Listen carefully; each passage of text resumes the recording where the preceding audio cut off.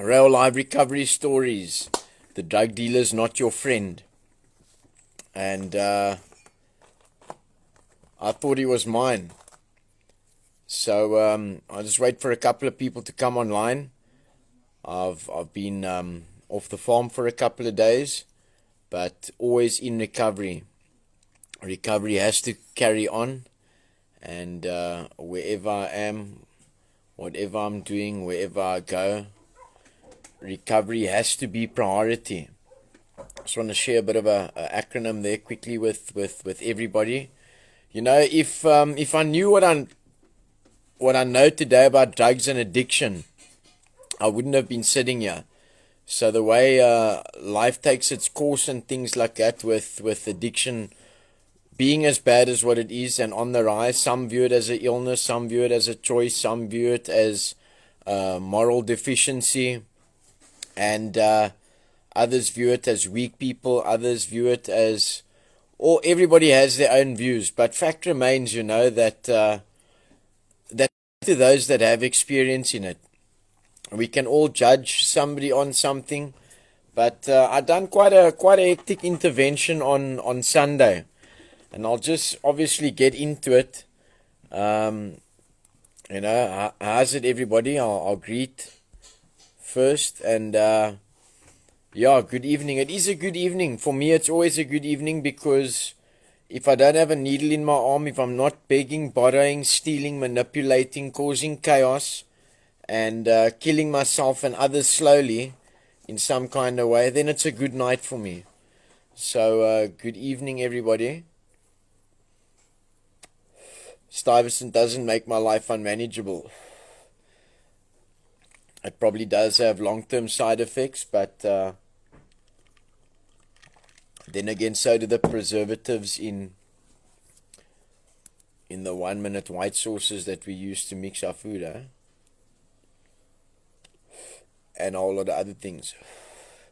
So, yeah, we all have our own views and recognition and thoughts and ideas on addiction and recovery and substance abuse and all of that. But when your 19-year-old has got prescription medication in his room, is awake for nights on end, and sleeps for days on end, and binge eats after that, he's on tick. And sometimes a bitter pill to swallow. But like I said, if I knew what I knew about drugs and addiction 15 years ago, I wouldn't have been sitting here. Maybe I would have been a whole lot more arrogant. Maybe I would have been judging addicts. Maybe I would have been up on the hill, maybe owned a couple of restaurants, whatever the case might be. But today I obviously have no regrets, and if I can sit here feeling the way I feel, freedom inside, because that's ultimately what we're searching for. There's nothing material that can fill the gap. There's nothing, no amount of money that can fill the gap. There's no girlfriend or boyfriend or anything outward that can fill the gap that we try and fill with trying to be accepted in some sort of way. And that's usually where addiction starts. We try and fit in somewhere along the line, and we either use drugs or something because that's what's going, and we like the way we feel, and we like the people that it makes us in the beginning, and then it eventually gets to a point that it turns us into pigs. But you know, between the doctors that prescribe the medication, the dealers that sell the drugs, and the other people that diagnose people with all different kinds of shit, and the 21-day rehabs, maybe they just making addiction a little bit worse. But anyways, so you know, I think that all of us as a whole, we need to look a little bit differently at addiction. It's been heavy on my heart. with the statistics and things that are going around with we do a lot of activism. Mr. Hall is a lot on the roads and speaking to people, been to many countries and things like that to see what precautions and measures they put into place, and brings the ideas back to the rail farm, the ones that work, and obviously cuts out the ones that don't work, and puts his own experience in it, and we work addiction recovery right around the clock. As the addiction sort of evolves and gets darker and deeper and messes more people up in different kinds of ways, and the spiritual and evilness of it is it's like you use a bigger hook to catch a bigger fish. And what is happening at the moment is the drugs that people are addicted to now just has some kind of a bigger and greater sort of hook, and more intensive recovery is needed than before. So I live, eat, sleep, and eat recovery. That's what I do. That's what I do to stay sober, because over the years I've realized, and I want parents to hear me here, that no job is going to keep your loved one sober. No locking them in the house, handling their finances, or any of that is going to keep them sober. It's going to prolong the system. You're going to get disappointed, and it's all just going to take a little bit longer if you all make it out of it alive. So, like I said, everybody has their views and thoughts and all of that on addiction. But until you've been there, until you've had a loved one that is affecting your life through addiction, rather don't judge, rather seek to of looking to be understood. And so yeah, we've got close to 30 guys on the farm at the moment, and over the years I've seen many people change that have used this program, but who has been disciplined enough to carry through with this program. I believe that there's a massive lack of recovery stimulation completely in the outside world. So that's why us as RAEL and Mr. Hall works hard at the activism in building our network, so that when somebody is from another province, another place, that we have connections and things over there, and we set up support networks wherever we go. Because a lot of the support groups and things like that, not all of them, but 1 out of 100 of them that are operating outside there, when it comes to family support groups, when it comes to addict support groups, are actually hard and straight enough to be able to carry on and help people carry on with their recovery. But yeah, so to the addicts out there, the dealer's not your bra, he's not your friend, he's there to destroy you. If it wasn't unethical and a danger to my recovery, then I would like to go and bomb them. But I suppose they're also people that is on their journey of life, making their mistakes. And all I can do is pray that whatever will happen to them, and God will make that decision. And like I said, I've seen many guys coming through the doors at the moment. We've got 30 guys here. I'm seeing them change daily, sometimes quickly, sometimes slowly.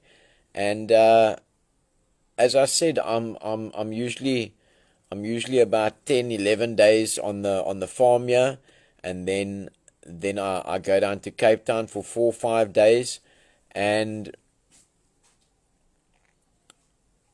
you only see the addiction at the robots and on the street corners and things like that. But where it's being hidden away is the phone calls that I'm getting on a daily basis, is the inboxes, and people are interested in chaos and bad stories. There's no good news newspaper or good news channel that with success stories that ever actually makes it. When we see bombings and disaster and a whole lot of chaos and destruction and shit on the TV, that is what draws us. You know what draws a crowd is when you see chaos happening, or when a fight breaks out, or something like that. That draws a crowd. But why doesn't it draw a crowd when there's something good going on? So again, I say, if I knew today, sorry, my lips are a little bit cracked, yeah, but a windburn and season change in Cape Town at the moment. Cape Town, South Africa, beautiful place to be. I only started noticing the nice surroundings and appreciating the province we live in and everything that is actually on offer here in this province. I only started experiencing that in the last 2-3 years. Yeah. So I'm just going to go through some of the messages here quickly. It's lekker to check that we took a bit of a break yesterday evening. How's it, Lindy Ferreira? I know you've also walked a long road with your addiction and your recovery. Clutchy, lekker to check you. Clutchy, I'm proud of you, my brother. The O's cucked off now during this lockdown. I can tell you now, and it's not because I'm giving these meetings. I'm doing these meetings because I need these meetings. I'm doing these meetings in the evening, and even though we might tire physically sometimes, we need to still do what we need to do for our recovery. If I'm just going to work and back in the morning and nothing in between, I'm not getting my recovery medication. Addiction is unrecognized because it kills more people annually than any other disease, any other flu, cold, COVID, any other car accidents, any other gang-related things, which is basically most of the time drug-related. And we need to break the silence. That is what needs to happen. And lovely to see my parents are watching as well.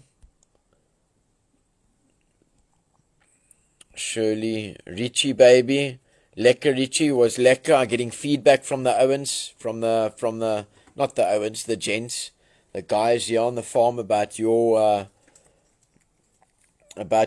Saturday night meeting. Lovely to know that you've got a heavy message to carry, my bro. Beautiful message. Wendy Lockett, I still watch your share from the other evening every so now and then. I just go into different parts of it, and I wish that people would share a little bit more, that we can break the silence. And that's why we ask people to change their profile pictures with the orange ribbon. That's why we ask people to wear orange on a Friday. It's the sort of easiest way to break the silence and get the stigma removed from this whole addiction being a choice. I can tell you now, it's not perfect statistics that I got, but I can tell you now that 8 out of 10 of today's 10-year-olds, they're 18. 8 out of 10 of them would have tried something, by the time that they're 23, and I'm not going to tell you this, 8 out of 10 of them would have tried something that they shouldn't have. 6 out of 10 would have probably used it a little bit more than what they should have. And 5 out of 10 of them, either in their teens or in their 20s, are going to struggle with addiction, and it might even progress into their 30s, where they would have to go to rehabs and all of that. And that's why I say it sounds like a sick suggestion. It sounds like it's a money-making sort of thing. But people can't afford addiction recovery. People can't afford it. You know, the message is for free, but the workers that carry the message need to survive. The normal survival things that is needed for life need to be taken care of, and people can't afford it. By the time addiction has stripped the people that need it and that want it of everything, then it's too late. The finances are out, and the people that still have the finances don't think that they need the recovery yet. So we're in a system that is actually just fucked. And you know, it might sound like a sick suggestion, but if I was in control of anything sort of in the world, I would actually get a rehab insurance policy going for my kids from the age of 10 years old. Because we never know what can happen. Just like a hospital plan, it's there because addiction happens by accident. When I took my first heat drink or sniff, I didn't think I was going to land up at the robots.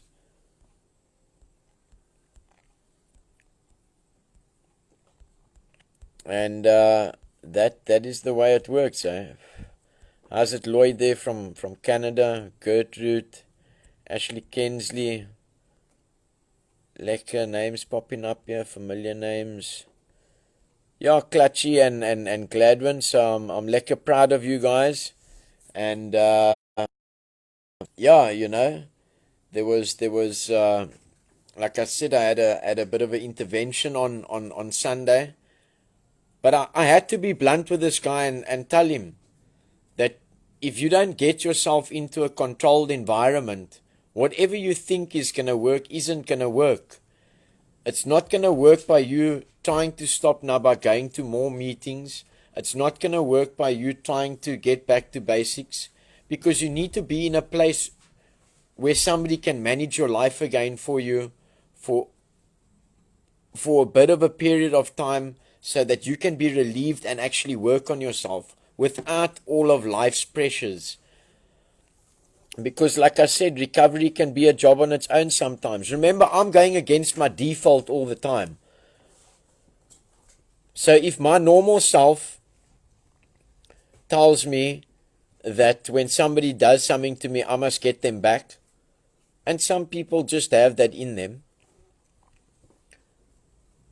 and recovery tells me to not do that, then I need to practice the program to be able to stay sober. And I need to believe that program because it's working for other people.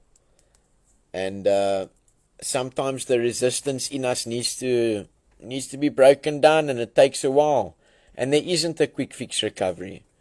And I check Prof is watching. Hey, Prof, lekker to check your name. Also walked a long road of addiction and recovery. Does it say there? Tell us how many cars you've bought for the dealers. Yeah, that's the thing, eh? You know, the cops want to lock the addict that is caught up in the middle of the whole system. It's easy to check these police forums that come out, how many arrests has been made. You never see drug dealers on there, man. You see how many possession cases.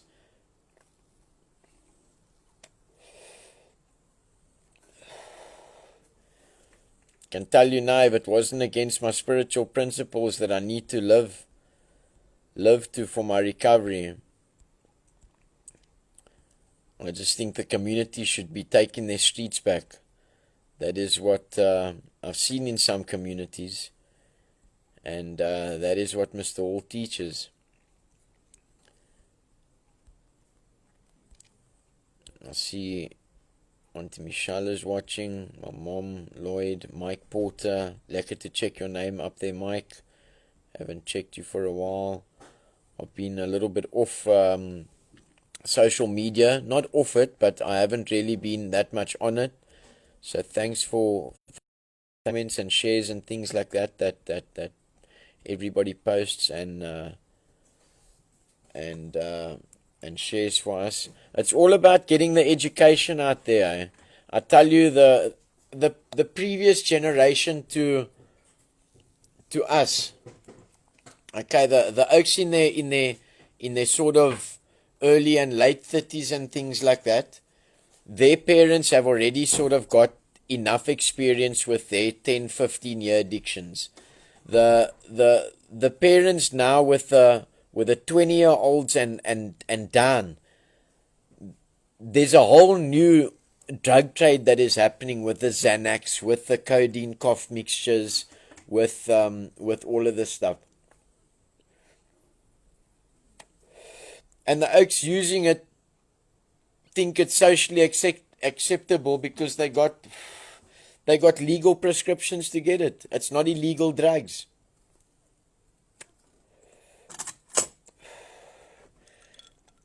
And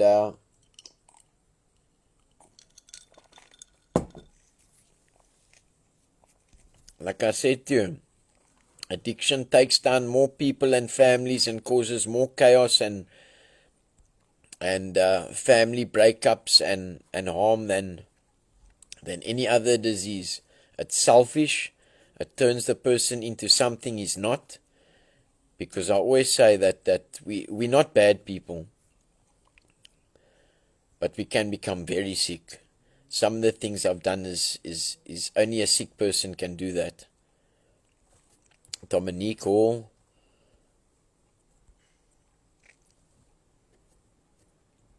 Alwyn, Lee, my sister there in the UK, spreading the message far and wide for us. Matteo, how's it, Matteo? I've heard your name pop up a couple of times there with Mr. Hall's live shares. And yeah, nice to see the people connecting here. Charlotte Rousseau. Uncle Owen, how's it? Uncle Owen, also one of the genuine people that never seen me or looked down at me as a addict. Terry Reddy, very good hairstylist there from Boerdezig. Joel, Cody's mom, that's cool to see the parents watching and all of that. So we're having a family day on Saturday, and that's what we need to do. Families need to connect. The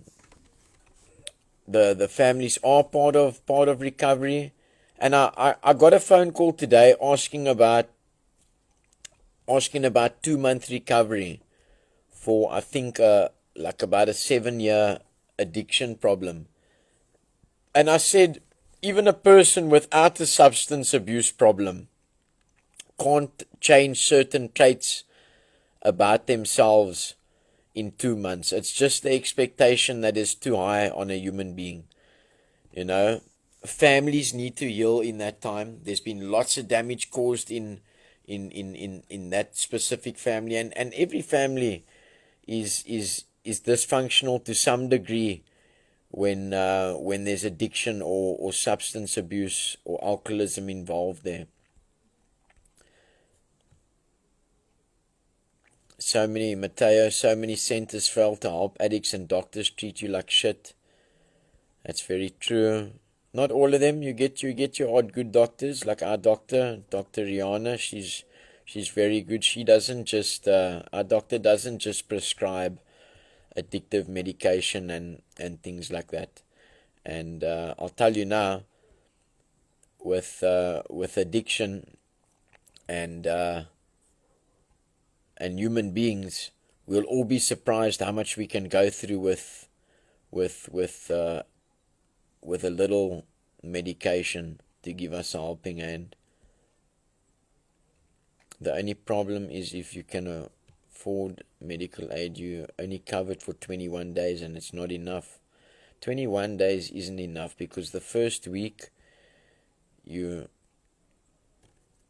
not even 100% sure at night which bed is yours, because you're still DMK. You're not even properly detoxed after 21 days, first of all. So the first week you're half still in a detox.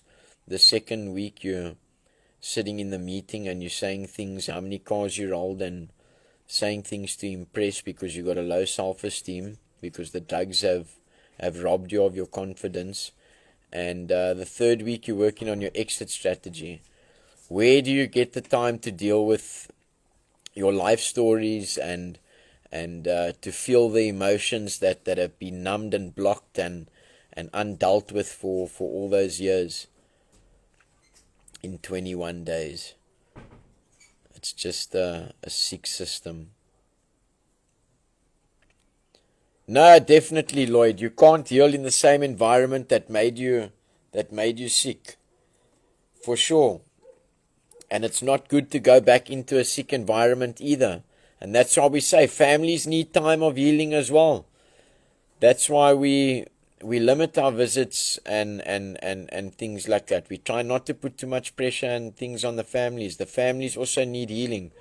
And I'll be honest with you, we're one of the only centers that accommodate and try and at least give families a way in going forward and give the boundaries that need to be set and things like that.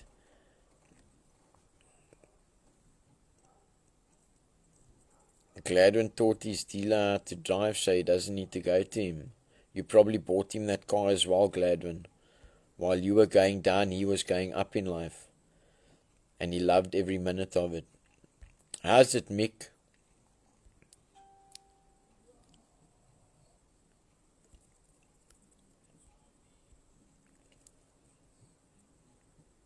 How can they lock up the addicts when they are the victims of the dealer?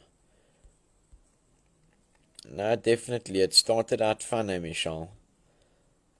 But I tell you now, if I knew that I was going to land up in prison, the streets, with different illnesses and a lot of inner pain, and end up treating the people around me like shit that are the closest to me, and disrespecting just mere life, just basic life. Got no respect for life through addiction. How's it, Tara?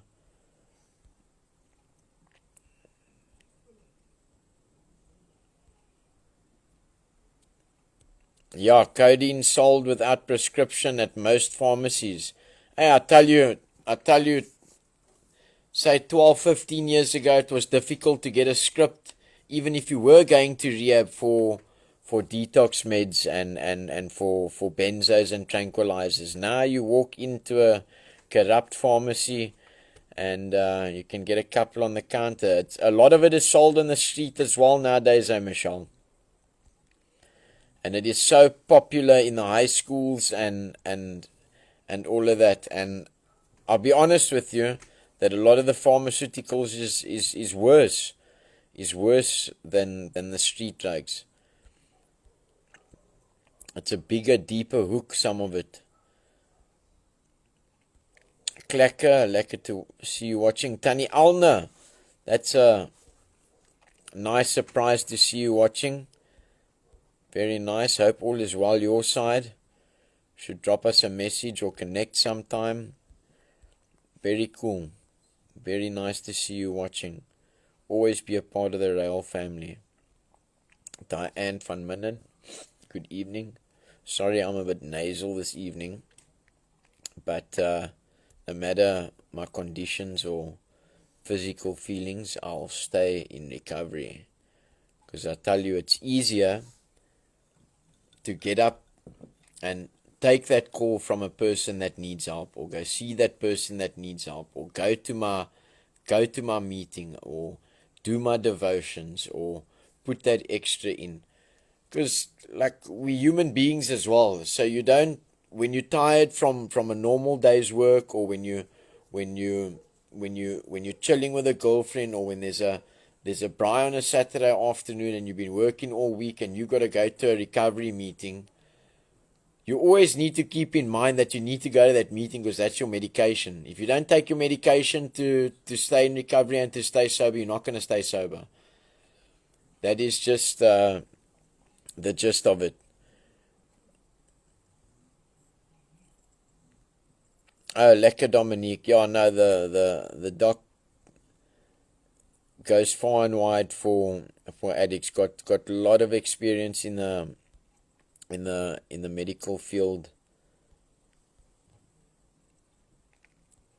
and goes the extra mile all the time. Hey, Prof, it's a revolving door.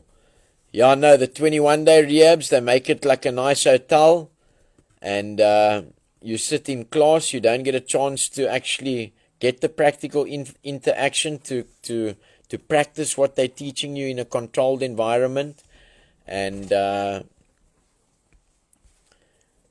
most of the time they know you're coming back.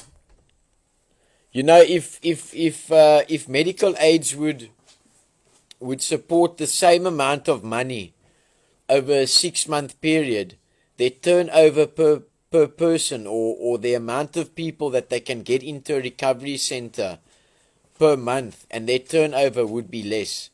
So it's basically a business to them.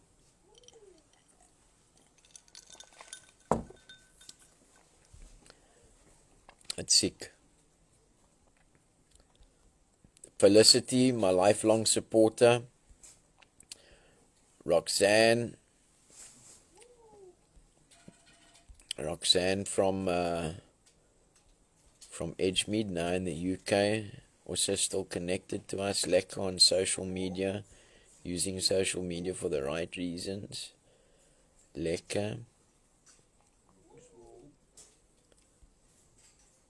I'm just going through the comments here. Yeah, Prof, the Viceptone days, eh? Now methadone is so easy to get that you walk into the doctor, you ask him for detox meds, they say nothing about rehab, and they somehow just put you on methadone because they know that you're coming back for another script.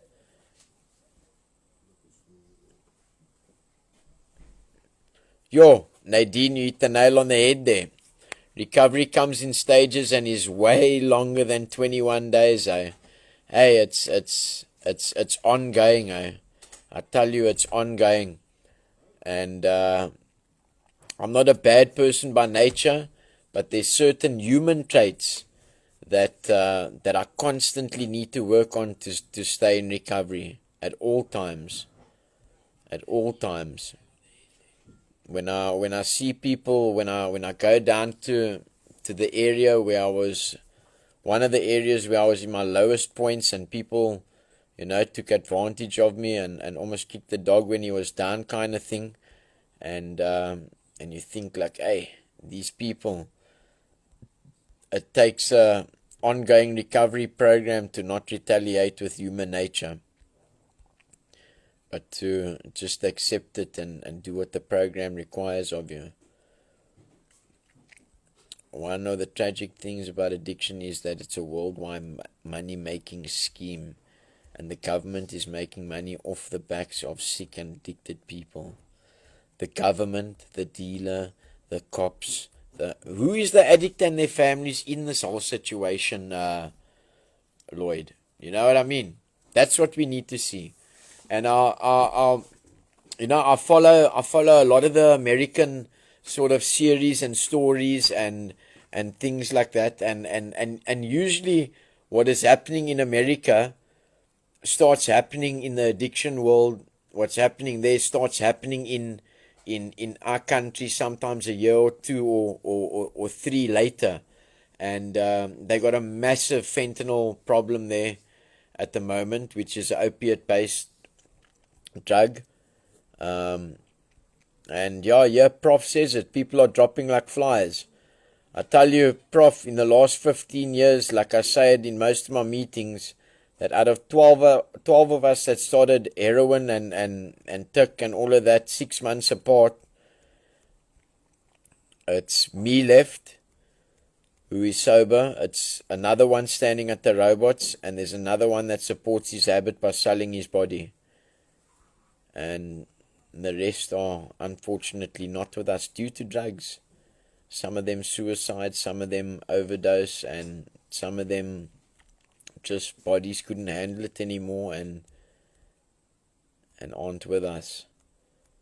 The will of wanting to live life has to be greater than chances of dying if you won't make it. Some good comments here this evening. Hey, lekker. Carl is watching. Carl has changed. He's experienced wouldn't say the fruits, but the fruits of the program. Enjoying life, living life, feeling good, and seeing changes is, that's the rewards for me. All I want, the most rewarding thing for me is if I can get a message across that can help somebody find inwardly what I found. I'm not talking about now, I explained to this oak on Sunday. If you focus on your recovery, because the way life works, the cars come, the furniture comes, the girlfriends come, the right friends come. If we are just following our recovery the whole time, if that is the way that, because those things have to follow, because recovery is life, and that is what happens in life when you're doing the right thing. So recovery is just handling things in the right way as best you can according to a set of morals and values, and keeping your inward system clean, not being scullum, not but it takes hard work, eh?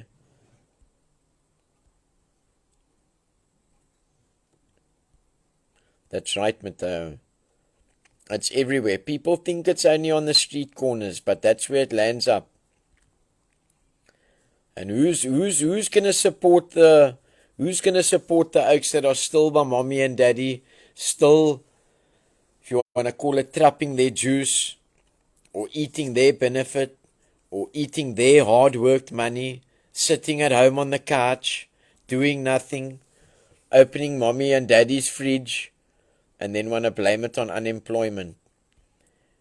I spoke to a man today, a very desperate man, that is on very desperate, but also mature man, struggles with addiction, with alcoholism especially, and he's 66 years old, and he still sells pens and things at the robots. He gets a pension, pays his own rent, and struggles with alcoholism.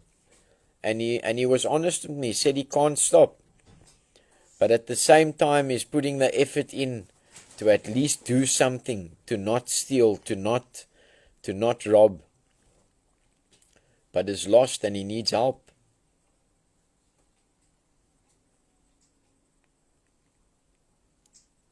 Yeah, Matteo, that's what happens. Synthetic opioids. That is what is becoming so easily to get now. Sometimes under the counter, sometimes over the counter, but the prescriptions for it is easy to get. Francie Conradi, good evening, how's it? So, basically, it's a family day this weekend coming up. It's always a privilege to see the parents and things like that. I've been granted the privilege to see people come in here, sure, looking like they actually did come from the robots, but they came from mom's couch, and confused, talking about people watching them and following them, and all kinds of things, keeping a SIM card on them to keep their signal strong, I tell you, completely mind baffling and funny controlling things. And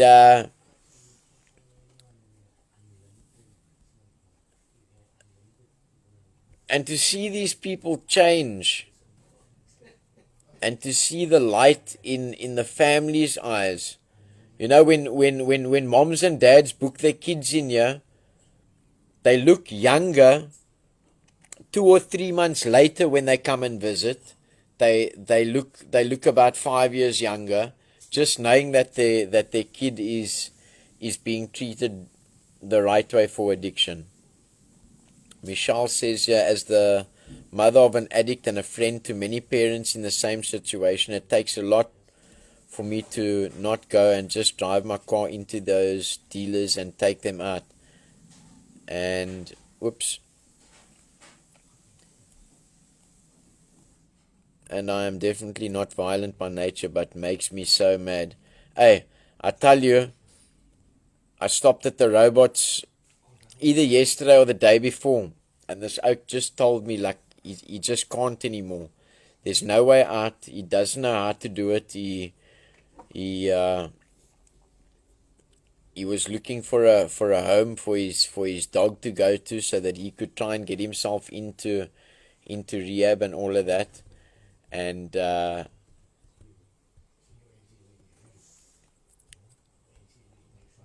when I hear people's stories on the phone daily, it also, hey, Michelle, I tell you that it makes me feel like driving through their wall into their lounge and over them. But you can't always do as you feel. Amen, coach. Stay focused. Yeah, I have to, Felicity. I drop my guard. The addiction and the drugs and the dealers are all doing push-ups and getting stronger, and that's why I need to stay stronger than them all the time. Not stronger, I need to practice my program so that I can handle anything that comes my way all the time. Good support system here. Good friendships.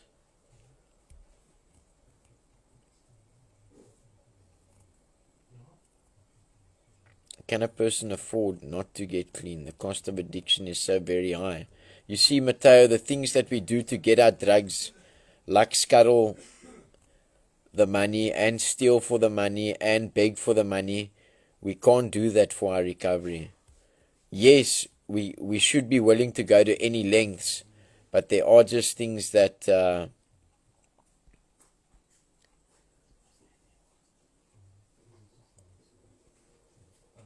are not morally right when it comes to recovery principles.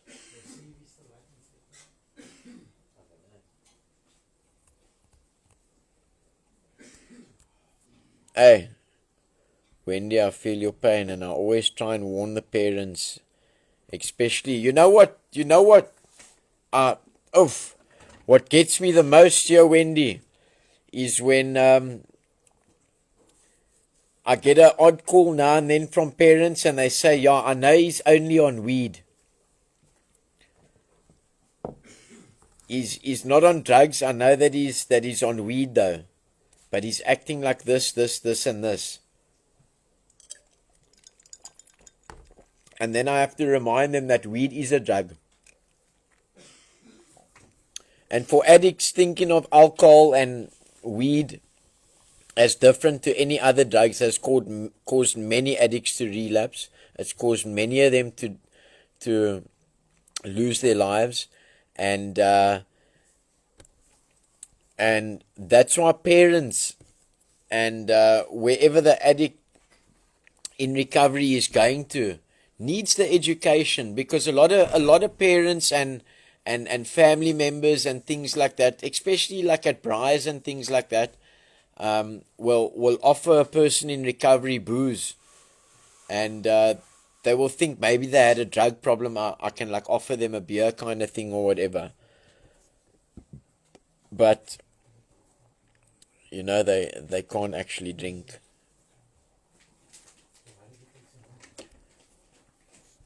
Tracy, the new guy, is doing good. He doesn't have any heroin in his body. He's this is almost like a 7-star hotel, Pentas, for compared to where he comes from. He's getting 3 meals a day, plus snacks and here and there in between, some luxuries and a lot of love, and he's being treated like a human being. So he's willing and he's doing well.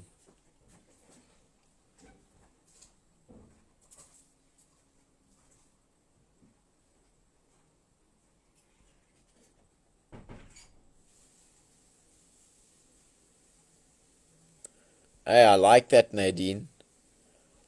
It's almost all the opposites. And like I say to everybody, you know, I believe in God strongly. I believe in God. I try and live by the principles taught in the Bible, and it's, you know, Nadine, it is basically the offspring of the 7 deadly sins that that get extreme in addiction, and when we do our recovery, we start getting the fruits of the Spirit. We start getting peace. We start getting patience. We start acting in kindness. We lose the selfishness and the self-centeredness.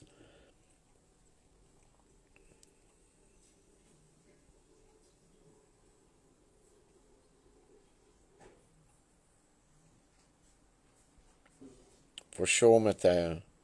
We see that all the time.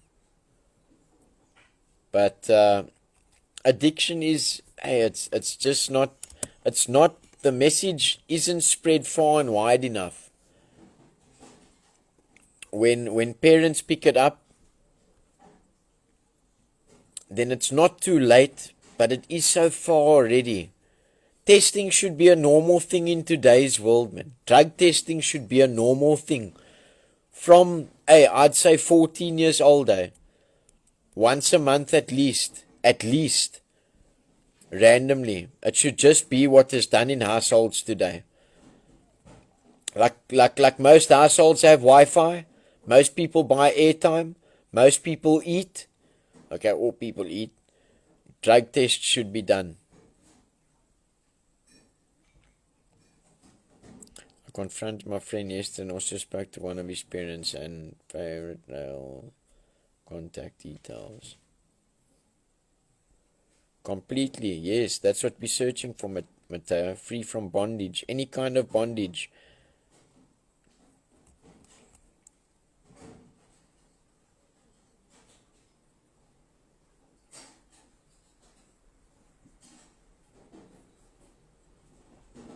Okay, I'm just reading Prof. Cuban's comment here. True opener enough said, except the key to recovery or the opposite.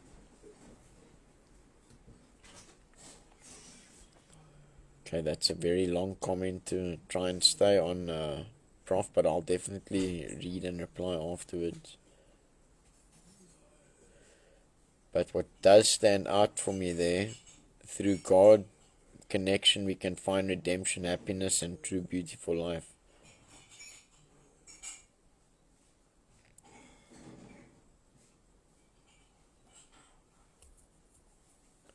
Still feel like that as I see more of my loved ones in this situation. Weed is not play.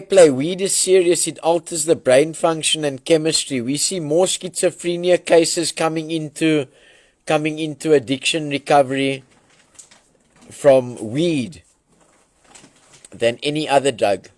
Not from tick. People think that most mental illness that are drug induced is from tick. No, it's from dacha, it's from weed, zol. The drug that was just made legal now not so long ago. Maybe in a couple of years' time, heroin will also be legal.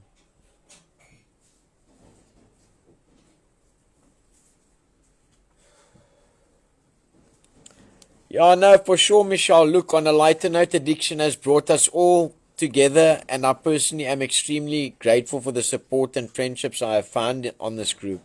Definitely, Like I said, at 2021, had my own car, was sort of on my way to getting my own place, had a decent job, was qualified, and you know, at that age you think that you've made it in life and you've got everything and you're arrogant. And I always tell people that I was so arrogant at that age that I didn't envy anybody, because like I just didn't see them. I didn't notice anybody, so I couldn't envy anybody. It was all about me. And the traits and the way that I see life today is what recovery has given me. All those bad traits, I've had the opportunity to work on them. Hey, Barbie, right? Good evening, Barbie.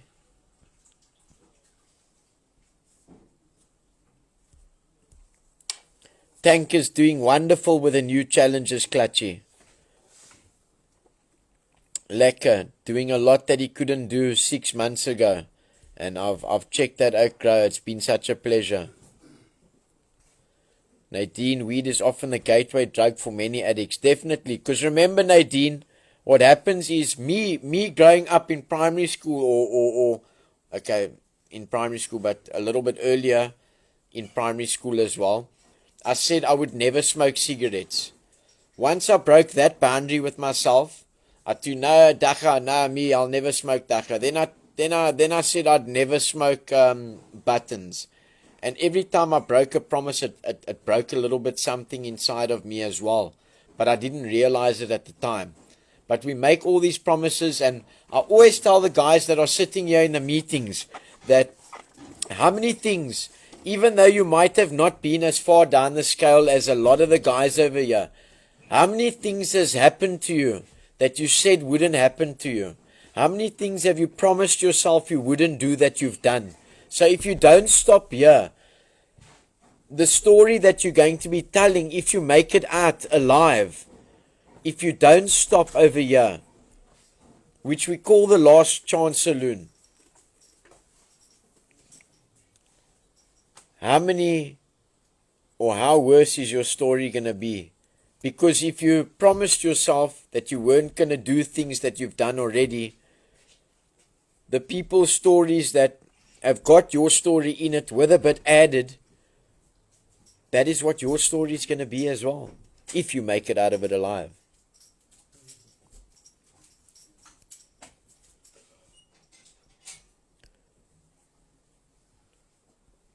We're lekker, still sick but alive. That's good. Little bit of flu. I'm also a little bit of nasal here, a bit nasal and a bit of a sore throat. And first things first. If I wasn't feeling lekker, I still used to go to the dealer. Eh? Okay, puppy strapping a bit. Puppy's done more recovery meetings than a lot of addicts that I know. Puppy never misses a meeting. And he's always got a comment.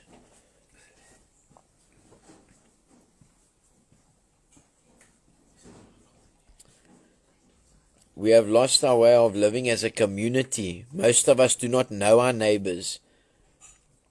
This is a big cause of these issues. But where we are learning to be a community of humans again. No, definitely, we need to reach out. We need connection now. So true, Michelle. I have had support from Anthony since 2007 when I joined the group meetings he held in Edgemead. I tell you, Wendy,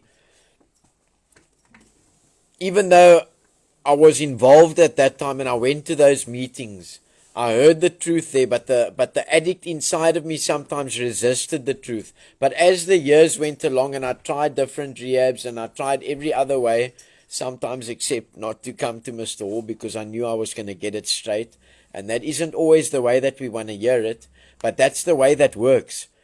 And that is what planted the recovery seed in me.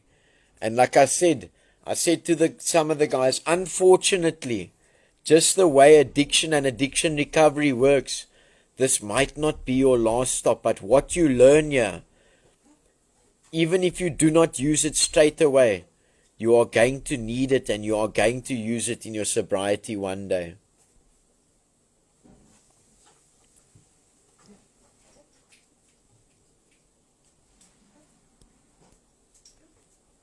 Oh, yeah, lekker, Yvonne. We've got which new dog? I've got my new puppy also up here for me, up here with me for a week and a half, and just to get him socializing also a little bit with other dogs and things like that, so that he doesn't become aggressive and a killer. But that is the thing, love and connection, even amongst our animals, eh? It's amazing how you can bring any age dog of any breed onto our premises, and there's never a dog fight.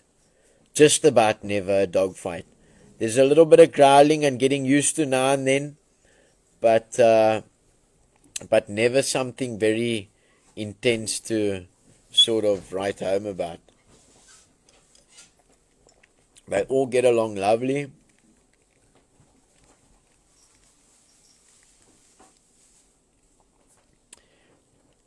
For sure, Michelle. I remember Mike saying, I will never do this or that. Guess what? He did all of them eventually. I tell you, I'll be dead honest with everybody here. I'd always experimented with drugs and things like that. I didn't see that it was a problem in my life. I passed at school, like I've done standard 8 twice, but that was more due to laziness. I didn't want to blame the drugs, but the drugs made me lazy at that time. I passed standard 8. I done matric. I qualified as a chef. I excelled in my workplaces and things like that. I done heroin a couple of times, and I would never do it again. I hate that drug. I check out it's taking people down around me and all of that, and that became my poison for the next 15 years.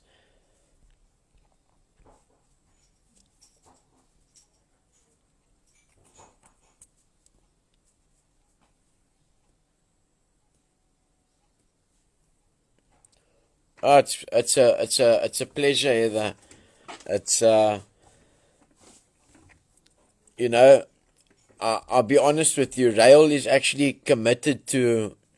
I'm so committed to RAEL and carrying the message on to other people that come through the gates of RAEL and that enter our program, because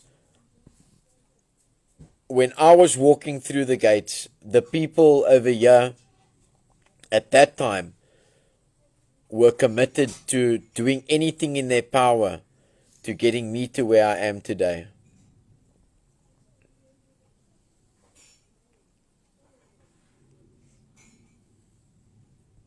For sure, Mateo.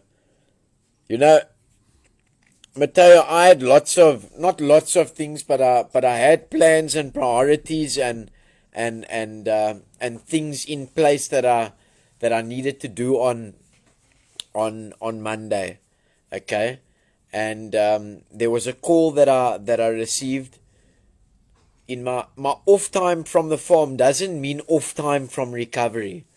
So I got a call, and I go speak to the guys at the robots. I go speak to family members of people on the farm. I go speak to other people in need sometimes with the inboxes and messages we get, so that I can see where I can help, like with going forward, or maybe even just plant a seed at the time and things like that. And when I got a phone call from someone saying that they need a bit of a chat or need help and that, that is part of my recovery program, and you're right, that is what helps me as well, and that is what keeps my recovery going. And that's why I say SLIP stands for sobriety lost its priority. Lekker klatje. Yeah, he's already, he's so energetic. Jack Garth is watching. Oh, Michelle Ryder is getting on so lekker with Little Tank. They've been playing up and down here the whole afternoon. Then he passes out for a half an hour. Then he gets up, has a sip of water, and then he's just at it again with all the big dogs and the other pups around here. Next time.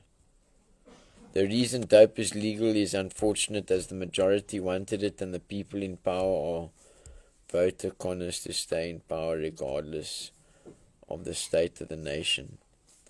We have probably lost 2 to 3 generations. We are a destroyed nation, that's right, Hannes.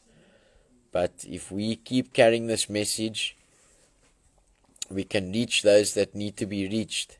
And I can tell you now, say 10 or 12 years ago, okay, maybe 15, but the real tick pandemic hit the Western Cape about 12 years ago, okay? And since then, what has happened, and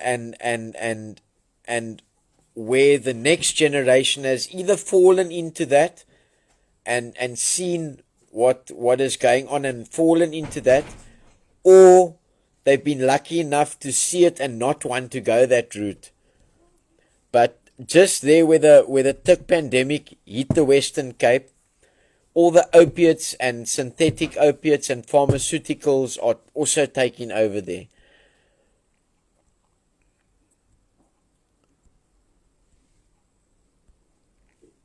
Stille water, Garth. Thanks, Tracy. I'm very well, Carl Welgemoed. Okay, so I just wanted to give an update of sort of where we're at and things like that. It's heavy on my heart that parents need to take their homes back. Drug testing should be a non-negotiable in the house. Remember, it's mom and dad is in charge. Whether it's only mom or only dad or it's mom and dad, kids cannot rule your house. Whether they're 15 or 40, they cannot rule your house. Drug testing should be a non-negotiable in the house, and that's possibly the way forward. Prevention is better than cure, and if we can pick it up when we pick it up, it's easier to try and do something about it. So, all the guys on the farm, they're doing really well. I've caught up with all of them during the day today, and we've had our evening meeting, and they're doing very well, and it's amazing to watch. I tell you, it is amazing to watch, seeing life coming back into somebody's eyes, seeing them look better, their skin color going from grey to normal skin color again, and definitely the intense traveling that Mr. Hall is doing with helping set up support structures and addiction awareness, and obviously with the sort of political and activism side of things, that is creating awareness and speaking and vocalizing what is in other people's minds, and reaching all different areas, and realizing, people, that we all sitting with this problem. We all sitting with this problem. And so I ask you to obviously share this evening, and love you all lots, unconditionally,